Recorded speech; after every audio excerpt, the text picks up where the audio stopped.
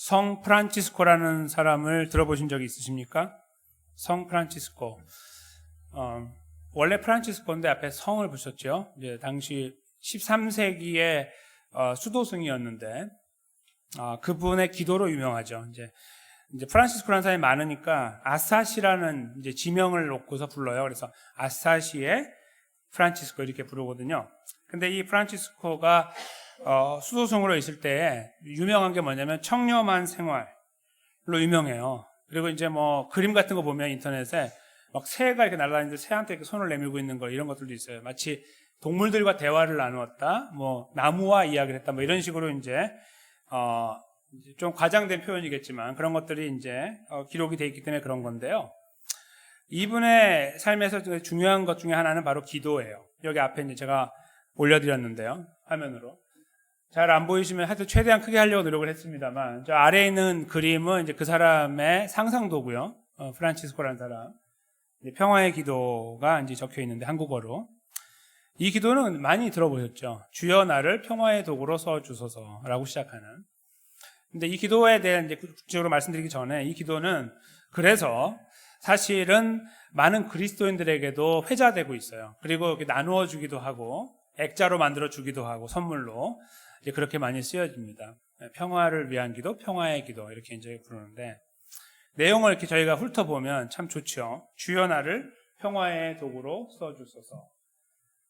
미움이 있는 곳에 사랑을, 다툼이 있는 곳에 용서를, 분열이 있는 곳에 일치를, 의혹이 있는 곳에 신앙을. 너무 좋죠. 그릇됨이 있는 곳에 진리를, 절망이 있는 곳에 희망을, 어두움의 빛을, 슬픔이 있는 곳에 기쁨을 가져오는 자가 되게 하소서. 너무나 성경적인 내용이에요. 그렇죠? 우리가 이렇게 살면 참 좋겠다는 생각이 들어요. 예, 조금 더 이제 읽어볼까요? 오른쪽 좀 큰 글씨인데요. 위로받기보다는 위로하고 이해받기보다는 이해하며 사랑받기보다는 사랑하게 하여 주옵소서. 예, 저희가 추구하는 것과 반대되는 내용이잖아요. 그러니까 저희는 사랑받으려고 하는데 반대로 사랑하게 해달라는 이런 이타적인 모양이 이제 풍성하게 담겨 있습니다. 그 다음에 이제 마지막 부분으로 가면 우리는 줌으로써 받고 용서함으로써 용서받으며, 여기까지. 그러니까 주는 것이 받는 거다 그런 의미거든요. 이제 내가 주는 것을 통해서 받는 거다, 이런 받는 거라는 걸로 이해를 하는 거고, 내가 용서를 함으로써 내가 용서를 받는다고 이해하는 거예요. 되게 이타적인 거예요. 보편적인 사람에게는 반대로 저희가 작용하죠. 근데 이제 마지막을 한번 보세요. 자기를 버리고 죽음으로써 영생을 얻기 때문입니다. 여기가 이제 이 대목을 저희가 아주 주의 깊게 봐야 됩니다. 그러니까 성자가 100개가 붙어 있어도 앞에 어떤 말을 했는지를 잘 봐야 돼요. 하나님 말씀과 맞느냐 안 맞느냐. 이 기도의 앞부분에 저 마지막 부분, 저 부분까지는 너무나 정확하게 성경적이고 좋아요. 근데 마지막 부분에 자기를 버리고 죽음으로써, 이게 방법이거든요. 무엇을 얻어요? 영생을 얻기 때문입니다. 만약에 이분이 여기에 오늘 살아계셔서 저희가 질문을 이렇게 한다고 해보겠습니다. 왜 이렇게 이타적인 삶을 추구하십니까? 남는 것도 하나도 없는데. 이렇게 해야 구원을 받기 때문입니다. 이게 바로 저 표현이에요. 아시겠죠? 여기에 담겨있는 내용이 뭡니까? 결국은 행위로 말미암은 구원이에요. 어쩔 수 없어요. 당시에는 그 내용을 잘 이해하는 분이 많이 없었기 때문에 수도승이라 할지라도 성경에 말하고 있는 구원의 도리를 정확하게 꿰뚫어 보지 못하는 경우가 허다했기 때문입니다. 그 산물이라고 보면 되는 거예요. 그 당시의 산물. 그래서 그분도 저렇게 열정적으로 성도의 삶을 살았으나 결국 그의 삶의 이유는 구원받았기 때문이 아니고 구원받기 위해서라고 방향이 잡힌 거예요. 우리가 알고 있는 성경의 진리는 구원받았기 때문입니다. 이걸 저희가 바꾸셔야 됩니다. 이 기도를 만약에 혹시라도 좋아서 저희가 매일매일 드리는 기도 속에 있다고 하신다면 저 마지막 부분만 바꾸시면 되는 거예요. 자기를 버리고 죽음으로서가 아니고 예수 그리스도의 죽음으로 십자가의 부활로, 십자가와 부활로 내가 구원 얻었기 때문입니다. 이것만 넣으면 되는 거예요. 왜 이렇게 사느냐 하면 내가 구원을 받았기 때문입니다 라는 거예요. 그게 성경의 진리입니다. 이것은 행위로 말미암은 구원을 잘 정리해서 넣어놓은 거예요. 저 부분을 꼭 기억해 주시면 좋겠습니다. 제가 왜 기도를 소개를 해드렸을까요? 저분을 제가 비꼬고 비판하기 위한 것이 아니라 우리의 기도 속에요. 우리도 모르게 성 프란치스코의 기도와 같은 내용들이 많이 담겨 있어요. 저희도 모르게 우리가 착하게 살고 우리를 희생하고 살면 하나님이 어여삐 봐주시겠지라는 생각을 갖고 있는 거예요. 그게 다 공로주의라는 건데요. 공로의식이에요. 내가 한 만큼 돌려준다라는 기브 앤 테이크의 일반적인 이유가 그 원리가 저희 머릿속에 담겨 있기 때문에 저희도 모르게 그렇게 기도해요. 하나님, 저에게 이걸 해주시면 제가 이렇게 하겠습니다. 해주시면 이렇게 하겠습니다가 틀린 건 아니지만 받으면 내가 하는 것, 안 주시면 안 하고 이건 틀린 거라는 거예요. 하나님이 해주시건 그렇지 않으시건 우리가 받은 은혜를 잘 기억할 수 있는 것이 성도들에게 필요하기 때문에. 근데 저희도 모르게 그렇게 기도할 때가 참 많아요. 한번 우리의 기도를 돌아보세요. 우리의 기도 속에도 이런 내용이 없는지. 혹시 하나님 저를 꼭 알아주셔야 됩니다. 왜냐하면 제가 이렇게 성실하게 살아왔고 이렇게 이타적으로 살아왔기 때문입니다라고 하나님을 향해서 고함을 치고 계시는 분이 계시다면 오늘 말씀을 저희가 주의 깊게 들어야 될 것입니다. 왜냐하면 그것은 잘못된 기도이기 때문이죠. 하나님이 들으시고 안 들으시고는 잘 모르겠습니다. 거기까지는 제가 말씀드릴 수가 없으나 올바른 기도라고 말할 수 없습니다. 그래서 저희가 오늘 이 무엇을 기도할까? 오늘 이 제목에 따라서 저희가 말씀을 살펴볼 때 저희들의 기도 생활을 점검하고 단순히 점검만 하고 끝나지 말고 어떻게 기도해야 되는지를 저희가 확인하고 그 자리에 저희가 함께 세워져서 기도하는 사람들로 저희 건강하게 세워지는 은혜를 저희 모두가 누리게 되기를 소망하면서 말씀으로 나아가겠습니다. 오늘 말씀은 예수님께서 기도를 마치시는 시간부터 시작되고 있습니다. 예수님께서 기도를 마치시고 내려오셨는데 제자들과 이제 만났더니 그 중에 한 명이 예수님께 부탁을 하죠. 요한이 자기 제자들에게 기도를 가르친 것 같이 우리에게도 가르쳐 주십시오.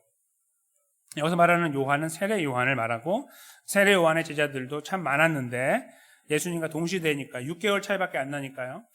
그러니까 동시대에 굉장히 많은 사람들이 그분을 선지자로 따랐는데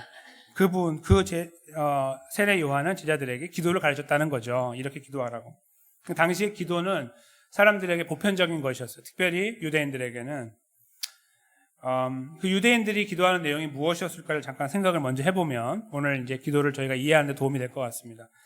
제가 일전에도 말씀드린 적이 있지만 일제 35년, 36년을 떠올려 보시면 됩니다. 그때 대한민국에 있는 모든 그리스도인들의 기도는 눈만 뜨면 대한민국의 독립을 위해 기도했죠. 네, 이대로 가는 게 좋겠다고 말하는 사람은 아무도 없습니다. 친일파 목사임은 몰라도 그렇지 않은 모든 사람들은 대한민국의 독립을 주옵소서라고 기도했습니다. 목이 터지게, 그렇죠? 자기 집이 잘 먹고 잘 사는 게 중요한 게 아니고 당시에는 나라가 구원받는 게 더 중요했습니다. 그렇죠? 로마가 이스라엘 다스린 지는 저희가 일본 압제에 있을 때보다 훨씬 더 길었기 때문에 그분들의 기도의 내용은 이구동성으로 거의 10중 8구 우리나라의 독립이에요. 두말할 필요가 없어요. 나중에 그거는 나중에 나타나는 때가 있어요. 사도행전에 가면 나타나거든요. 근데 그건 나중에 또 기회가 되면 말씀드리겠지만 여하튼 그 모든 사람들의 머릿속에는 이스라엘의 구원이 독립이 가장 중요한 것이었어요. 자나깨나 독립이었습니다. 그러니까 그들의 기도의 속에도 내용 속에도 그 내용이 분명히 담겨 있는 게 분명해요. 그러니까 예수님께서 오늘 내용은 how to, 그러니까 어떻게 기도할까라는 내용보다는 무엇을 기도할까라는 내용이 더 방향으로 볼 때 맞다는 것을 알게 돼요. 그러니까 여기에서도 여기 기도를 가르쳐 주십시오라고 할 때 어떻게 기도하는지를 가르쳐 주세요라고 하지 않고 그냥 기도를 가르쳐 달라고 한 거예요. 그리고 그거에 따라서 예수님은 기도의 내용을 알려주시게 된 거예요. 그러면 과연 이스라엘이 처한 그 상황 속에서 독립을 기도하지 말라는 말씀이었을까요? 야, 독립 그런 건 중요하지 않아. 이런 말씀이었을까요? 저희가 이제 그런 의구심을 좀 갖게 되는데요. 이거 의구심을 가지고 내용을 한번 들여다보면 좋겠습니다. 내용을 보시면 너희가 기도할 때 이렇게 해라 라고 하면서 2절 중반부부터 시작되죠. 아버지를 먼저 불러요. 그리고 이름이 거룩히 여김을 받으시오며 나라이 임하옵시며 고이죠. 이는 그래서 오늘날로 하면 나라가가 맞습니다. 그러니까 처음에 앞에 나와 있는 아버지를 부른 다음에 이름이 거룩히 여기면 좋겠습니다. 거룩해지면 좋겠습니다. 영광을 받으면 좋겠습니다라는 의미입니다. 즉 기도의 기자도 꺼내기 전에 지금 내 내용은 하나도 꺼내기 전에 먼저 예수님의 기도의 내용은 아버지를 부르더니 영광을 받으소서 이렇게 하고 있다는 거예요. 네, 그렇게 좀 희한한 기도죠. 그렇게 시작한 다음에 그 다음 내용으로 가면 나라가 여기에 원래는 당신의 아니면 주님의 그런 표현이 있어요. 그래서 주님의 나라가 임하옵시며 이렇게 나라가 오시기를 바랍니다. 그런 의미가 이제 두 번째 내용으로 주어져 있습니다. 그러니까 하나님을 부르고 하나님의 영광을 이야기한 다음에 하나님의 나라가 오면 좋겠습니다. 이것이 혹시 로마의 압제로부터 우리를 자유하게 해달라는 표현일까요? 성경에서 하나님의 나라가 임한다, 나라 가운데 있다라는 말은 그의 통치를 받는다는 의미예요. 특별히 복음서에서 보면 그런 의미도 썼어요. 사람들이 쓸 때. 그러니까 여기서 말하는 말의 진정한 의미는 하나님 영광 받으세요. 둘째는 우리가 하나님의 통치를 받겠습니다. 그런 말입니다. 우리 기도의 내용은 꺼내기도 전에 하나님께 너무 많이 드리는 것 같죠. 이렇게 이제 어떤 거든 말씀하시면 내가 그 말씀에 순종하겠습니다. 이런 표현으로 첫 번째 내용이 장식이 되는 거예요. 2절이. 3절에 가시면 저희가 잘 아는 일용할 양식이 나옵니다. 우리에게 날마다 일용할 양식을 주옵시고. 이것은 여기 쓰여져 있는 일용할 양식이라는 말의 원래 의미는요, 오늘만 필요하다는 말이 아니고요, 쭉 필요한 걸 말해요. 계속 필요한 거. 그 원래 그리스 말이 그렇게 생겼어요. 그러니까 여기서 원래는 우리에게 매일매일 쭉 이런 말이에요. 원래 매일매일 쭉 필요한 일용할 양식을 주십시오. 그런 말입니다. 근데 성경에는 이렇게 표현할 때 제유법이라는 어려운 그 문법이 있는데 뭐냐면 한 가지로 전체를 커버하는 거예요. 여기에서 먹는다는 것은요, 그 사람이 하루 동안 살며 필요한 모든 것을 다 함축하고 있는 말이에요. 여기에서 일용할 양식이라는 거. 제육법이거든요. 그래서 이렇게 다시 이해할 수 있어요. 우리에게 매일매일 필요한 모든 것들을 공급해 주십시오. 그것이 이 3절의 진정한 의미예요.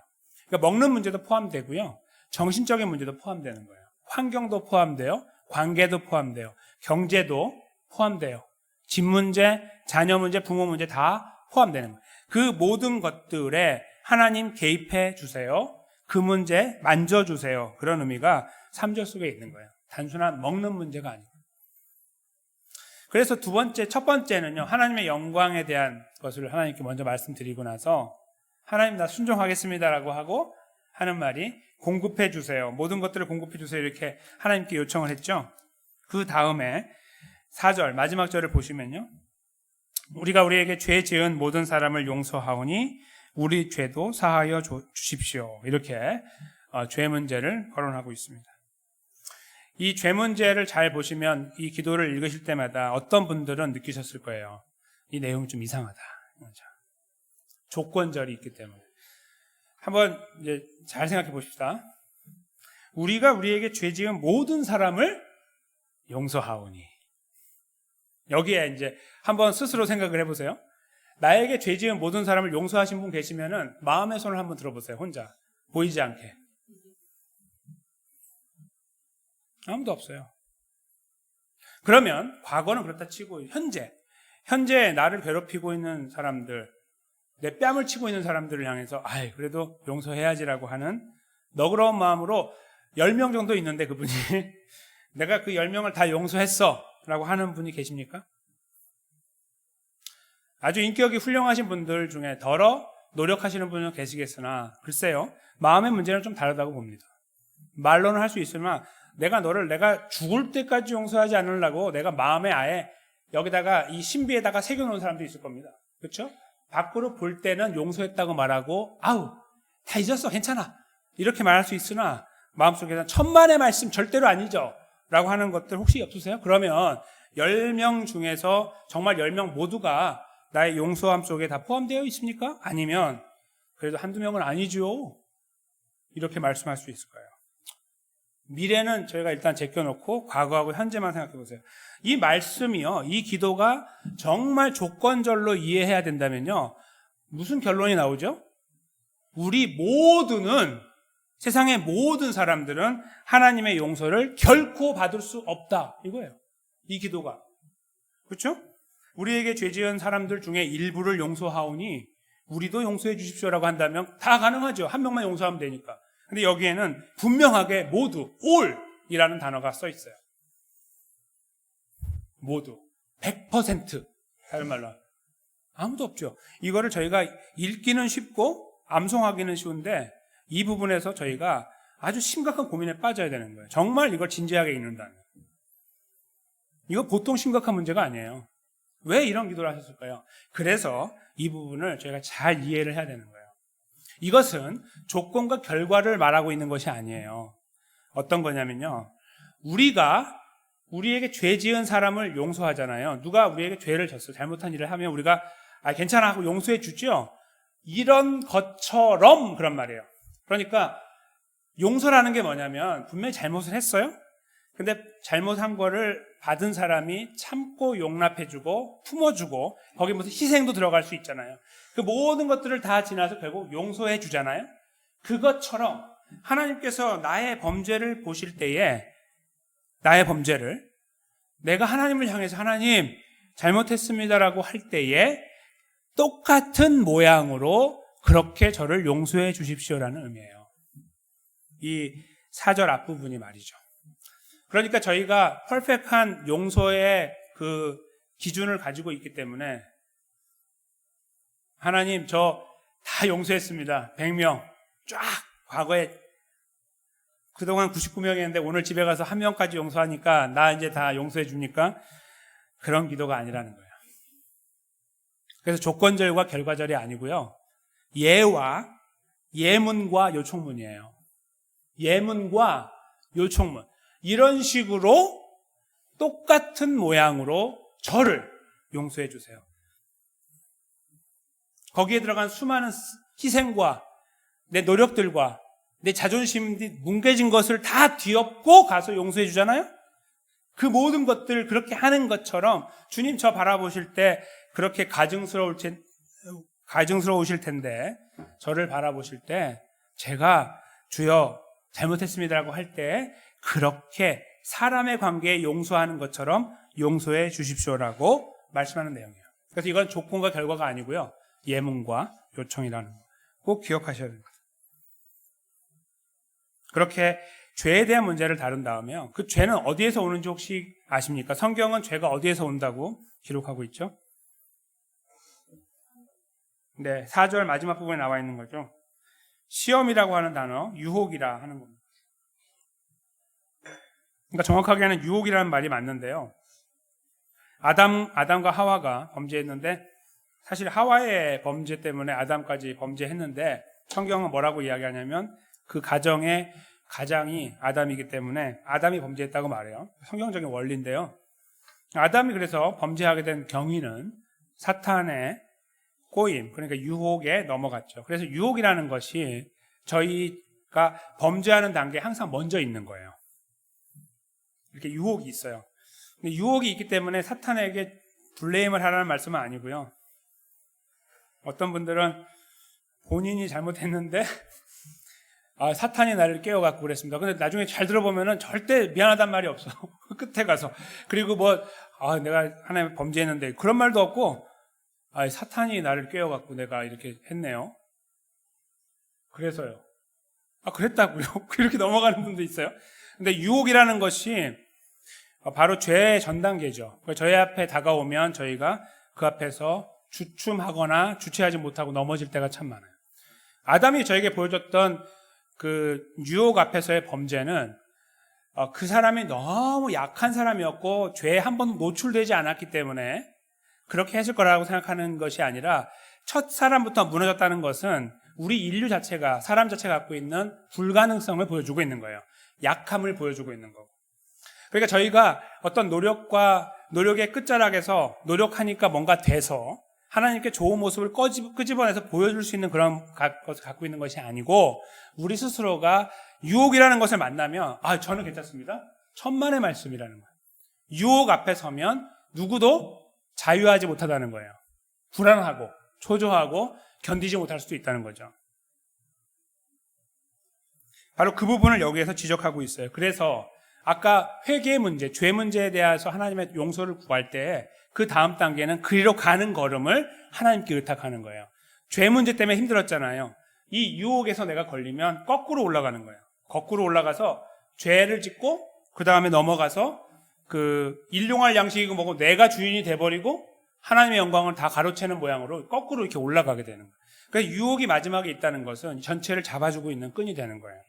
이것이 여기에서 잘 저희가 극복해 나갈 수 있으면 그 다음 단계들을 저희가 이겨낼 수 있다 하는 의미도 담겨 있는 거예요.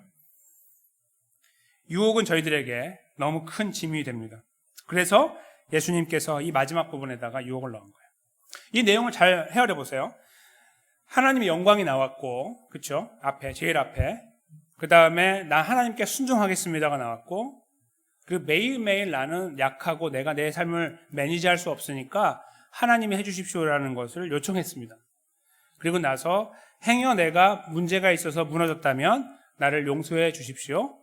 그리고 그 넘어짐의 자리에 내가 다시 가지 않도록 유혹의 자리를 이길 수 있도록 하여 주십시오가 오늘 내용의 전반이 되는 것이죠. 요약이 되는 것이죠. 근데 이 내용을 이렇게 잘 들여다보면 우리가 지금 특별히 기도해야 될 부분은 어느 부분에 속해 있을까요? 즉 로마로부터 벗어나게 해주십시오. 이런 기도는 어느 부분쯤에 포함되어 있을까요? 아마도 일용할 양식이라는 부분 속에 포함되어 있겠죠. 우리가 갖고 있는 모든 필요에 대해서 하나님의 공급하심을 구하는 것이니까요. 그러니까 뭔가 좀 애매한 것은 그러면 갖고 있는 기도 제목을 다 털어서 하나님께 다 올려드려. 이건 좀 끄집어내기 어려우니까 좀 숨겨놓고 좋은 것만 이렇게 할게요라고 하는 우리들의 마음을 예수님이 잘 아시는 것 같아요. 아니면 너무 급하니까 우리 가정의 문제는 다 집어치우고 나라를 위해서만 기도하겠습니다. 뭐 이런 것들 본인들이 갖고 있는 당시 사람들이 갖고 있는 일반적인 생각을 예수님이 뒤엎으려고 하는지도 모르겠어요. 즉 좋아 보였거나 괜찮아 보이고 하나님께 잘 꺼내볼 수 있는 것들을 기도하는 것, 그것만이 왕도가 아니라 끄집어내기 어려운 것들, 우리의 약한 것들, 부족해 보이는 것들, 수치스러운 것들, 것조차도 다 끄집어내서 하나님께 올려드려야 된다는 것을 예수님께서 주문하고 계시는 것을 느낄 수 있다는 거죠. 일용할 양식을 뛰어넘어서 죄의 문제와 유혹의 문제를 말씀하고 계시는 걸 보면 그렇다는 거예요. 유혹 앞에 서실 때에 나는 괜찮아, 난 자신 있어라고 하는 분들이 넘어지는 경우를 참 많이 보죠. 돈 문제, 여자 문제, 남자분들은 여자 문제, 여자분들은 남자 문제가 될 수 있죠. 그러니까 뭔가 그 상황을 만들어서 나는 괜찮아요 라고 하는 분들은 참 약해요. 그렇죠? 그러니까 그런 상황을 만들지 않아야 되잖아요. 여기 지금 유혹에 가지 않게 한다는 말은 이런 상황을 만들지 않아요. 그래서 우리가 넘어지지 않게 돈 문제, 상황 문제 앞에 섰을 때 저는 신앙생활 50년인데 까짓 거 아무것도 아니죠 라고 하면 안 된다는 거예요. 약함을 고백하고 인정하고 하나님을 향해 손을 내밀어야 된다는 거예요. 내 연약한 부분 또는 죄의 문제까지 다 포함한다면 우리의 수치스러운 모습까지 다 긁어 모아서 하나님 손에 의탁드리는 그 주권 앞에 맡겨드리는 것이 필요하다는 거예요. 그게 예수님 말씀하신 기도의 핵심이 됩니다. 마태복음 6장에도요, 주님 기도가 한 번 더 나와요. 그렇죠? 근데 내용이 좀 더 길고 조금 더 살이 붙어 있는데요. 기도가 틀리고 잘못돼서 그런 것이 아니고요. 기도를 읽는 사람들이 달라서 그래요. 마태복음 유대인들이 읽었던 첫 번째는 유대인들이 읽었던 성경이에요. 그러니까 유대인들의 이해 속에서 그들이 금방 이해하도록 쓴 거예요. 그래서 그 기도 내용도 흐름도 그렇게 돼 있어요. 그들의 기도와 연관이 돼 있는 거예요. 그래서 그렇게 된 거고요. 누가복음은 이방인들을 위해 쓴 거거든요. 로마인들을 포함해서. 그러니까 우리 같은 사람들, 전혀 국적이 다른 그런 유대인들 기도 같은 건 듣고 싶지도 않고 그런 건 필요 없고 그래 기도가 뭔데요? 이렇게 말하고 싶을 때 그렇죠? 기도 어떻게 해야 되는데 이렇게 아주 짧게 정확하게 요약해 말해달라고 할 때 필요한 그게 바로 누가복음이에요. 그래서 짧은 거예요. 그리고 핵심만 있는 거예요. 근데 핵심 내용이 그렇다는 거예요. 저희가 여기서요 이제 이 말씀을 마무리하면서 생각해야 될 부분이 있어요. 그것은 이 기도가 처음 시작할 때 아버지를 불렀다는 데 있는 거예요. 혹시 기도하실 때에 하나님을 부르실 때 하나님 이 정도에 머물러 계십니까? 우리 하나님께 기도합시다. 하나님 감사합니다. 이 정도에 머물러 계십니까? 아니면 하나님 아버지로 부르십니까? 그 아버지로 내가 부르지 못한다고 해서 지금 구원받지 못했다 그런 말씀이 아니고요. 아버지로 불러야 된다는 걸 말씀드리는 거예요. 이 지금 예수님께서 여기서 말씀하셨기 때문이기도 한데요. 저것을 아버지라는 단어를 저희가 사용하면 저기서 놀라운 진리가 나오기 때문에 그런 거죠. 기도는 저희들에게 있는 의무가 아니에요. 살아갈 수 있는 영혼의 호흡이라고 부르죠. 내가 숨을 쉴 수 있는 숨통이에요.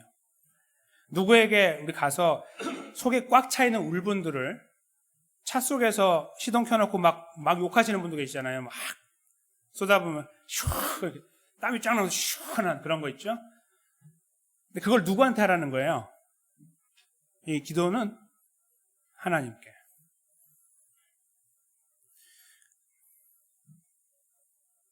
근데 그 대상이요. 저기 높으신 거기 계신 분, 뭐 이렇게. 아니면 높으신 거기 하나님이라고 하시는 분이 아니고, 내가 그분을 아버지로 부를 수 있는 분. 그래서 우리는 하나님을 아버지로 부를 수 있는 사람들이고, 그 자격을 갖고 있기 때문에 그 자격을 사용할 수 있는 사람들이라는 사실을 사용하기 위해서 예수님은 너 있잖아. 저 위에 계신 분 부를 때 아버지라고 불러. 그래서 아버지라고 한 거예요. 그래서 그분이 영광을 받으시라고 한 거예요. 그래서 아버지라고 부르는 이 표현은요, 엄청나게 중요한 의미를 갖고 있는데 바로 이 사건이 이루어지게 된 경위가 갈라디아서에 나와 있기 때문입니다. 갈라디아서 앞에 보이시죠? 4장 6절 말씀인데요. 갈라디아서 4장 6절 저희가 한 목소리로 읽어보도록 하겠습니다. 시작. 너희가 아들인 고로 하나님이 그 아들의 영을 우리 마음 가운데 보내사 아바 아버지라 부르게 하셨느니라. 아멘. 네. 아바라는 말은요, 영어로 ABBA로 번역이 돼요. ABBA. 그래서 B가 두 개 붙어 있으면 빠 이렇게 되잖아요. 빠. 그래서 원래 아빠예요. 원래 실제 발음이. 한국의 아빠 똑같아요. 아바가 아니고요. 아빠, 아버지. 우리가 한국말로 할 때 친근한 표현 똑같아요. 한국하고. 아빠라고 부르는 게 친근하잖아요. 그러니까 저 아버지님, 아버님 이게 아니고 아빠 이렇게 부르게 한 거예요. 하나님을. 근데 어떻게 해요? 그게 어떻게 이루어졌다고 여기 갈라디아서 4장 6절이 말씀합니까? 너희가 아들이 되었기 때문에 하나님이 그 아들의 영은 성령님을 말하거든요. 우리 마음에 보내셔서 우리가 입을 열어 하나님을 아빠 아버지로 부를 수 있도록 하였다는 거예요. 이 구원의 이야기를 조금 다른 각도에서 말씀하고 있는 거예요. 즉 저희가 구원받았다는 거, 예수님을 믿어서 구원받았다는 사실은 우리가 하나님하고 관계가 새로워졌다는 건데 그 아버지를 아빠! 이렇게 부를 수 있는 존재로 바꿨다는 거예요. 하나님 앞에만 가면 무릎을 꿇고 아버님! 얼굴도 보지 못하고 그런 존재가 아니라 한껏 뛰어가서 안길 수 있는 존재. 내 이 문제를 내 친구에게 가서 이야기하는 게 아니고 내 배우자에게 말하는 게 아니고 내 자녀에게 하소연하는 게 아니고 내 부모에게 하는 게 아니라 이 아빠, 아버지, 진짜 아버지, 우리 모두의 아버지 되신 하나님께 가도록 그런 놀라운 특권을 주셨다는 말씀이에요. 저게 바로 이 갈라디아서 4장 6절 말씀의 진정한 의미가 됩니다. 우리가 스스로 발버둥 쳐가지고 그 자리에 올라가서 그 지위를 획득한 것이 아니라 우리에게는 아무런 능력이 없으며 지금 삶을 돌아보니까 여전히 그 모양인데, 그렇죠? 그걸 획득할 만한 존재가 옛날에 아니었는데 지금은 좀 나아졌나 보니까 지금도 거기에 도달하지 못하는 모양인데 예수 그리스도의 십자가 부활이, 즉 예수님을 이 땅에 보내서 십자가에 못 박으시고 3일 만에 그를 일으키신 하나님 아버지께서 예수 그리스도 안에서 우리를 구원하여 주셨다는 사실이에요. 그래서 우리가 아버지라는 말을 던질 때마다 머릿속에 새로운 이해와 더불어 감동이 생겨요. 이런 이해를 가지고 있는 분들이 아버지를 부를 때 머릿속에 감동이 생겨요. 이게 이해로 받아들이고 그런가 보다가 아니고요. 가슴이 뭉클해져요. 우리가 하나님을 아버지로, 아빠로 부를 수 있다는 사실이, 오늘 이 현실이 우리들에게 너무나 크게 다가온다는 거예요. 이 주님 기도의 핵심은 그러므로 제일 앞부분에 담겨 있어요. 이것은 하나님의 영광이고, 죽을 때라도, 우리가 지금 막 침상에서 죽어가는데도 하나님의 영광을 생각해야 되는 이유는 우리가 구원받았기 때문이에요. 우리가 감히 하나님을 아빠라고 부르기 때문이에요. 그리고 하나님을 부르면서 기도할 수 있는 존재이기 때문이고, 그 조건이, 그 능력이, 그 자격이 우리에게 주어졌기 때문이라는.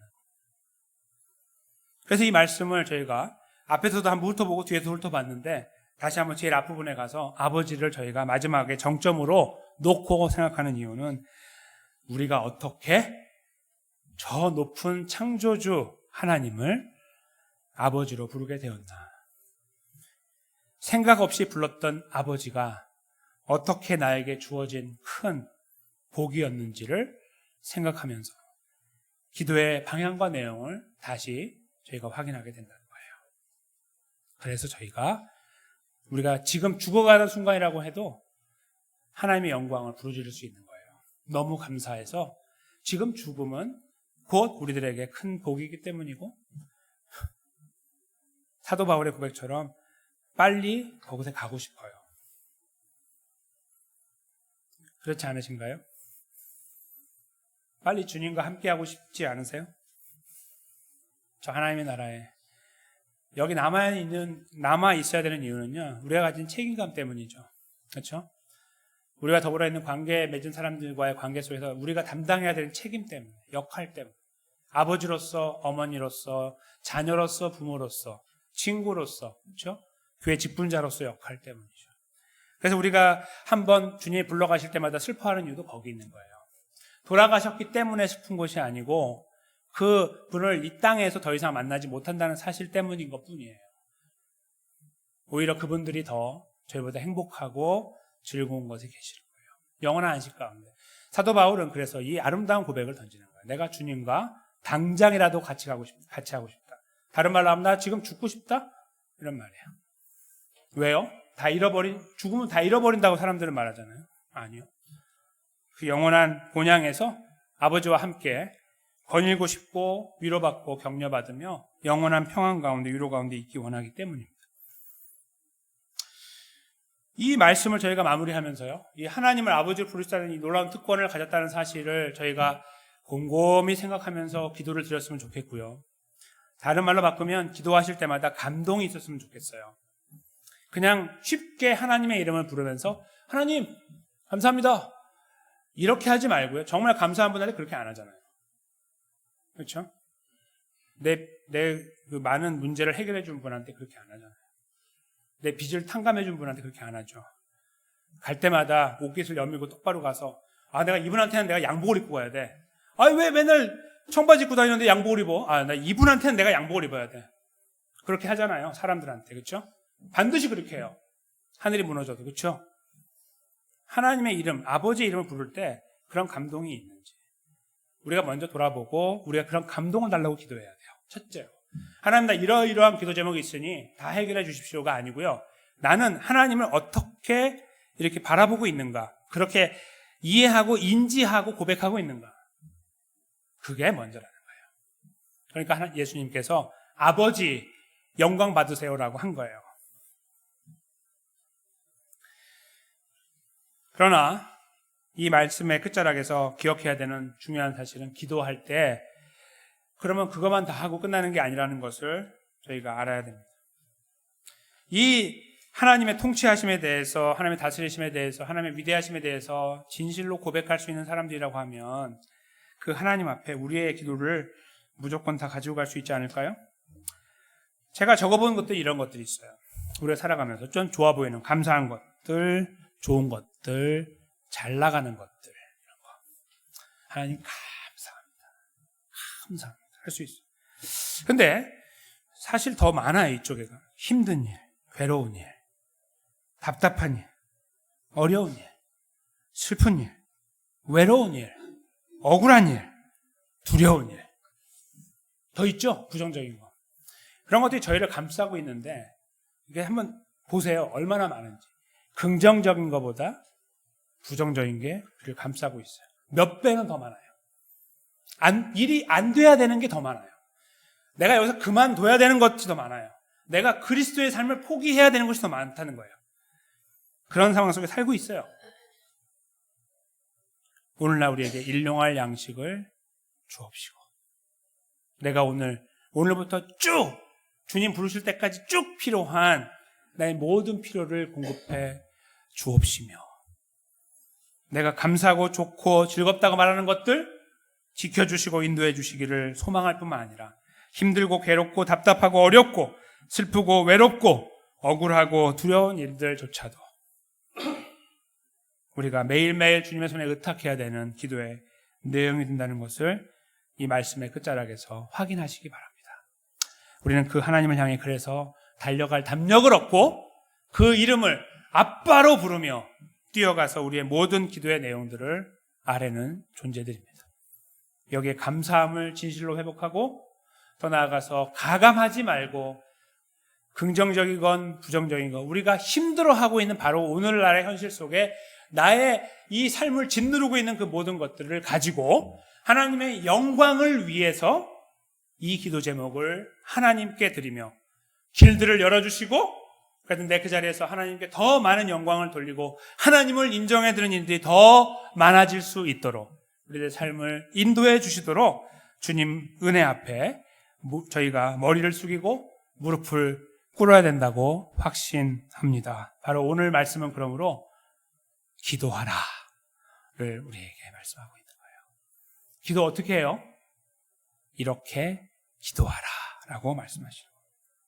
이 말씀 위에 저희가 다시 한번 힘있게 세워져서 우리 삶을 짓누르고 있는 모든 것들을 뒤엎고 밟고 일어나며 극복하며 하나님 백성의 걸음, 우리 머릿속에 가득 차 있는 그 모든 것들을 의탁하며 이 걸음을 힘있고 흔들리지 않게 견고하게 걸어가게 되시는 사랑하는 성도님들과 저의 삶이 되시기를 주님의 이름으로 간절히 축원합니다.